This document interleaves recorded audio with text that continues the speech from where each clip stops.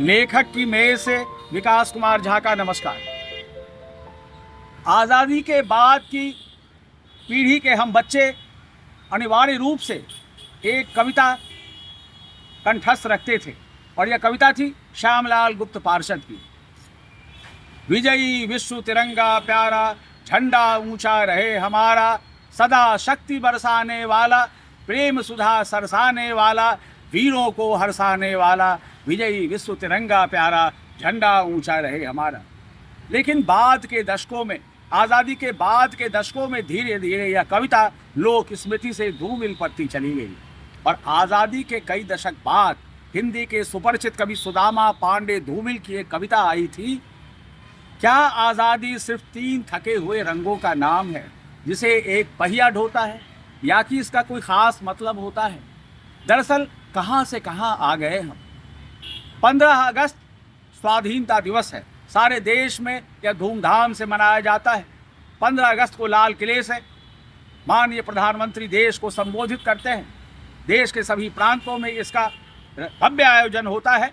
लेकिन 9 अगस्त बहुत धूमिल पड़ चुका है। यह तारीख लगभग विस्मृत हो चुकी है। रस्मी तौर पर एक सरकारी आयोजन होता है और इसके सिवा कुछ नहीं। क्या महिमा है 9 अगस्त की? दरअसल 9 अगस्त 1925 को लखनऊ से 14 किलोमीटर दूर काकोरी और आलमनगर स्टेशन के बीच में एक ट्रेन डकैती हुई थी और यह ट्रेन डकैती के लिए पहल की थी देश के युवा क्रांतिकारियों राम प्रसाद बिस्मिल, चंद्रशेखर आज़ाद, अशफाकुल्ला खां, राजेंद्र लाहिड़ी समेत 10 क्रांतिकारियों ने इसकी पहल की थी, क्योंकि क्रांतिकारियों के पास संसाधन नहीं था, उन्हें हथियार खरीदने के लिए पैसा नहीं था। नतीजे में इन लोगों ने फैसला किया था कि आज जब रात को काकोरी और आलमनगर के बीच से ट्रेन गुजरेगी जिसमें सरकारी खजाना आ रहा है, आज उस ट्रेन पर डाका डाला जाएगा और सरकारी खजाने को लूटकर हथियार खरीदा जाएगा। और इस मुठभेड़ में चंद्रशेखर आज़ाद समेत कुछ युवक तो निकल गए, लेकिन राम प्रसाद बिस्मिल, अशफाकुल्ला खां, राजेंद्र लाहिड़ी आदि युवा क्रांतिकारी पुलिस के हत्थे चढ़ गए, गिरफ्तार कर लिए गए और उन्हें फांसी दे दी गई। 9 अगस्त 1925 की तारीख शहादत की तारीख है, एक यादगार तारीख है, लेकिन हम इसे विस्मृत करते जा रहे हैं। दुर्भाग्य है देश का कि आज नई पीढ़ी के बच्चों को लगभग यह याद नहीं है कि 9 अगस्त की महिमा क्या है। आज इस मौके पर लेखक की मेज के समीप मुख्य अतिथि के तौर पर उपस्थित हैं हिंदी के अमर रचनाकार फणीश्वर नाथ रेणु जी, जिनकी एक रचना, जिनका एक आलेख, बहुत पुराना आलेख जो इत्तेफाक से मुझे मिला है, वह 9 अगस्त पर ही केंद्रित है। आज लेखक की मेज से रेणु जी का वह आलेख आप सबके बीच, खास तौर से आज 9 अगस्त है तो आज खास तौर से रेणु जी का आलेख आप लोगों के सामने प्रस्तुत है। जैसा कि आप सबको पता है कि रेणु जी एक बहुत ही जबरदस्त सोशल एक्टिविस्ट थे, सामाजिक कार्यकर्ता। बिहार की सोशलिस्ट पार्टी में भी उनका सक्रिय योगदान रहा। नेपाली कांग्रेस के नेता बीपी कोइराला से उनकी गहरी मित्रता थी, लिहाजा बीपी कोइराला के आह्वान पर रेणु जी ने नेपाल की क्रांति में बढ़ चढ़ कर योगदान दिया था, जिस पर उन्होंने बहुत अच्छा लिखा भी, नेपाली क्रांति कथा। रेणु जी की साहित्यिक यात्रा भी संघर्ष के पड़ावों से भरी पड़ी रही। उन्हीं पड़ावों में से एक था पूर्णिया से सन 1949 में, यानी आज़ादी के ठीक 2 साल बाद, नई दिशा नामक एक साप्ताहिक पत्रिका का प्रकाशन। संसाधन लगभग शून्य था, हौसला बड़ा था।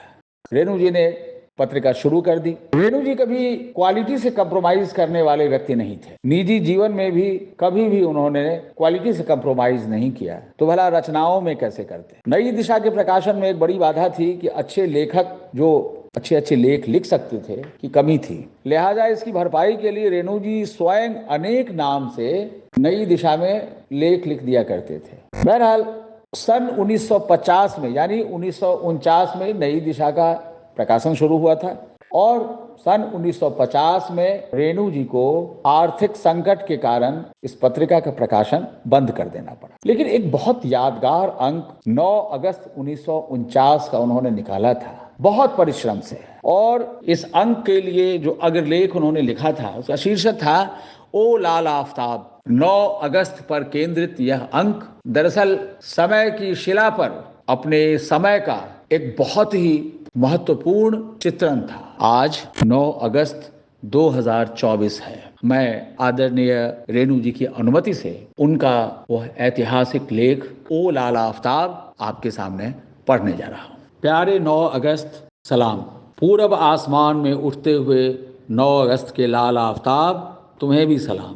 अपनी किरणों में हमारे लाखों लाख शहीदों की उठती हुई जवानियों के तेज हंसती हुई रंगीनियों के रंग समेट कर आज तुम उगाए हो। शहीदों की समाधियों पर फैली हुई हरियालियों पर रात में सितारे ओस की माला चढ़ा गए हैं। उन मोतियों पर तुम्हारी किरणों की छटा विभिन्न रंगों की सृष्टि कर रही है और उन रंगों को अपने प्राणों में घुलाने के लिए हमारी आत्मा आतुर हो उठती है। आज से 7 वर्ष पहले ऐसी ही आतुरता आत्मा में लगी थी।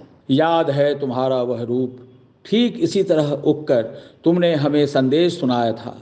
सदा शांत हिमालय के विशाल हृदय को फोड़कर ज्वालामुखी भड़क उठी है। उठो, दिशाओं में करो या मरो का महामंत्र गूंज रहा है। तुम्हारी प्रचंड किरणों ने हमें झकझोर कर जगा दिया था और उस दिन हम जगे थे। इनकलाब के देवता, तुम साक्षी हो कि हम जगे थे। कोई यह नहीं कह सकता कि हिंदुस्तानियों ने सप्ताश्व अरुण रथ के झंकार को सुनकर भी अनसुना कर दिया था। कोई यह नहीं कह सकता कि हम अपने देवता की पुकार पर नहीं जगे थे। शिक्षा, सभ्यता, संस्कृति, ज्ञान, विज्ञान की श्रेष्ठता की डींग हाँकने वाले राष्ट्रों ने अचरज भरी निगाहों से हमें देखा था और हमारी क्रांति की नवीन पद्धति की सफलता ने उनकी आंखों में चकाचौंध डाल दिया था। हाँ, हम उस दिन जगे थे। शक्ति के भंडार 9 अगस्त, प्रकाश पुंज, प्यारे लाल आफ्ताब, हम में फिर वही शक्ति भरो, हमें फिर वही प्रकाश दो। प्यारे ध्रुव, तुम्हारे रक्त पर्व का दिन है आज। जरा उठो, देखो 9 अगस्त फिर तुम्हारी समाधि पर फूल चढ़ाने आया है। एक टिप्पणी लेख के मध्य में करना चाहूंगा। दरअसल प्यारे ध्रुव जहां संबोधन करते हैं रेणु जी, तो फुट नोट पर यह अंकित है कि ये ध्रुव कौन है। तो ध्रुव कुंडू जो सिर्फ 12 वर्ष की उम्र में 9 अगस्त 1942 को एक जुलूस को लीड करते हुए शहीद हुए, रेणु जी ने कितने चौराहे उपन्यास इन्हीं को समर्पित किया है। ये वही ध्रुव कुंडू इस लेख में ध्रुव हैं जिन्हें रेणु जी ने संबोधित किया है। प्यारे ध्रुव, तुम्हारे रक्त पर्व का दिन है आज। जरा उठो, देखो 9 अगस्त फिर तुम्हारी समाधि पर फूल चढ़ाने आया है। चिताओं, कब्रों, समाधियों में सोए हुए देवताओं, आज जन जन के मन में फिर वैसी ही बेदारी भर दो कि अपमानित और लांछित होने से पहले वे अपनी गर्दन दे दें। हमारे बागवानों, तुम्हारे खून से सींचे हुए आज़ादी के पौधे और फूल के हम नए रखवाले हैं। विश्वास करो, तुम्हारे लहू की लाली को लेकर जो कली खिली है वह कभी सूख कर झड़ नहीं सकती। हम प्रतिज्ञा करते हैं कि इस पर कभी किसी बेदर्द सयाद की उंगलियां भी नहीं पड़ने देंगे।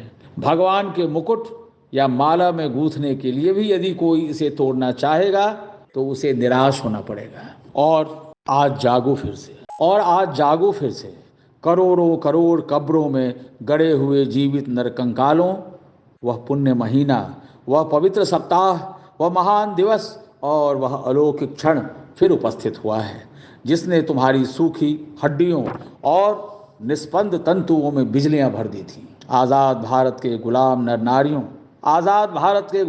नारियों, आओ देखो, आज जलियांवाले आए हैं, आज भगत सिंह आए हैं, जतींद्र आए हैं, खुदीराम आया है। नौजवानों सुनो, मौन दिवस भंग कर आज बापू बोलने वाले हैं। आज आसमान में फिर से गूंजेगा महामंत्र, पवित्र मंत्र, करो या मरो, करो या मरो, करो या मरो। फिर इसी मंत्र को दोहराने की आवश्यकता है क्योंकि सत्य कहता है कि वादा अधूरा ही है।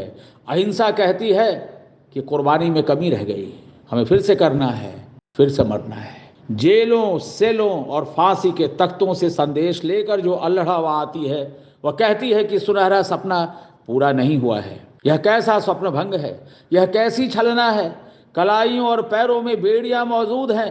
अपने अंग अंग पर बंधनों को देखकर हम कैसे विश्वास कर लें कि हम स्वतंत्र हैं। विश्वास की बात तो दूर, कोई ऐसी कल्पना भी नहीं कर सकता।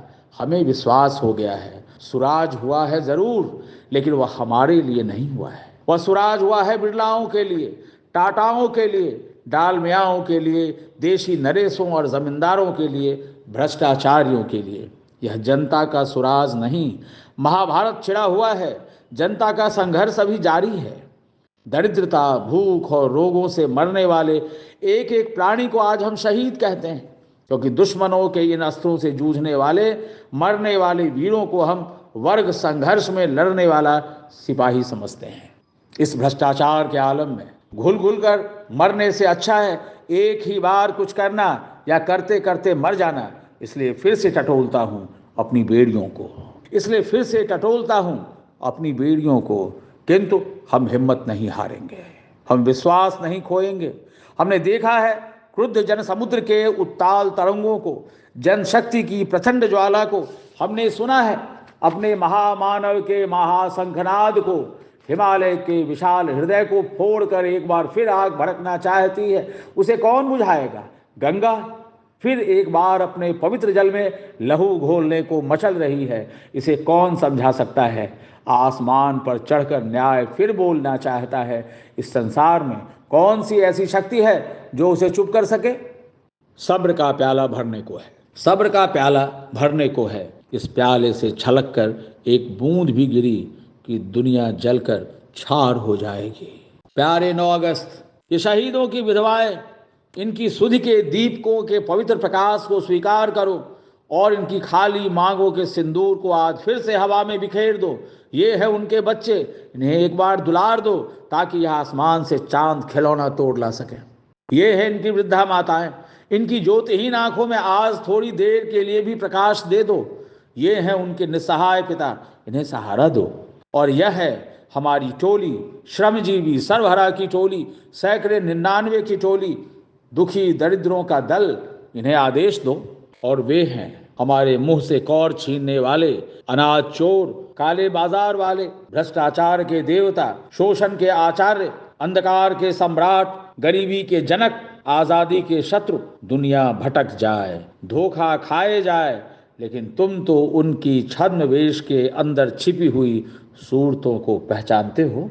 और स्वर्ण सिंहासन पर बैठकर अपने मुल्क को भूल जाने वाले वे हैं, और स्वर्ण सिंहासन पर बैठकर अपने मुल्क को भूल जाने वाले वे हैं 8 अगस्त 1942 के उस ऐतिहासिक प्रस्ताव की धज्जियां उड़ाने वाले महापुरुषगण, जिन्होंने अंग्रेजों को भगाने का बीड़ा उठाया था। वे आज अंग्रेजों के चरण पर आजादी को फिर चढ़ाकर राष्ट्रध्वज तिरंगे के चक्र के पास यूनियन जैक की मनहूस रेखाएं अंकित करवाने के लिए बेचैन हैं। वे हैं किसान मजदूर राज्य स्थापित करने की प्रतिज्ञा करने वाले, जिन्होंने ताकत को अपनी बपौती संपत्ति समझ ली है और जनसाधारण को पद पर लांछित और अपमानित करके जनशक्ति को दबाने की नापाक हरकत कर रहे हैं।